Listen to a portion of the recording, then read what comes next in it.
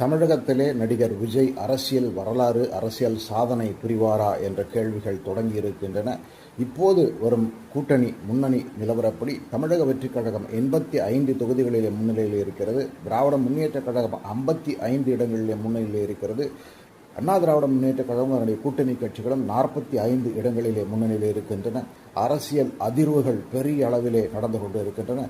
சென்னை சேப்பாக்கம் திருவல்லிக்கேணி தொகுதியிலே துணை முதலமைச்சர் உதயநிதி ஸ்டாலின் பின்னுக்கு தள்ளப்பட்டிருக்கிறார். அங்கே தமிழக வெற்றிக் கழகம் முன்னணியிலே இருக்கிறது. அதே போல மயிலாப்பூர் தொகுதியிலே திமுக மற்றும் அதிமுக வேட்பாளர்களை பின்னுக்கு தள்ளிவிட்டு தமிழக வெற்றிக் கழக வேட்பாளர் முன்னணியில் இருக்கிறார். பெரம்பூரில் நடிகர் விஜய் முன்னணியில் இருக்கிறார். பல மாவட்டங்களிலே திமுக அமைச்சர்கள் பின்னுக்கு தள்ளப்பட்டிருக்கிறார்கள் என்ற செய்திகள் வந்து கொண்டிருக்கின்றன.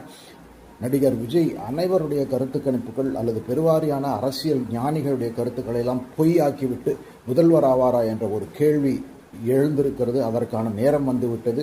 இப்பொழுது போஸ்டல் பேலட்ஸ் முடிந்து இவிஎம் எலக்ட்ரானிக் ஓட்டிங் மிஷின் மின்னணு வாக்குப்பதிவு இயந்திரங்கள் திறக்கப்படுவதால் இந்த ட்ரெண்ட் மாறுமா என்று தெரியவில்லை என்று சொன்னாலும் உறுதியாக பெரிய அரசியல் அதிர்வுகள் என்று காத்திருக்கின்றன. தமிழகத்திலே யாரும் எதிர்பாராத வண்ணம் பெரிய அரசியல் மாற்றங்கள் ஏற்படுவதற்கான வாய்ப்புகள் இருக்கின்றன என்று தெளிவாக தெரிகிறது.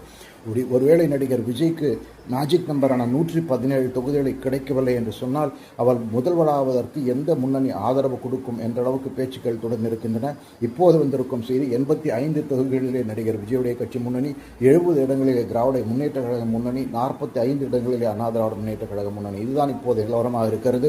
பல திமுக அமைச்சர்கள் பின்னுக்கு தள்ளப்பட்டிருக்கிறார்கள். பெருவாரியான அமைச்சர்கள் பின்னுக்கு தள்ளப்பட்டிருக்கிறார்கள் என்று செய்தி வந்திருக்கிறது. பெரம்பூரில் நடிகர் விஜய் முன்னணியில் இருக்கிறார்.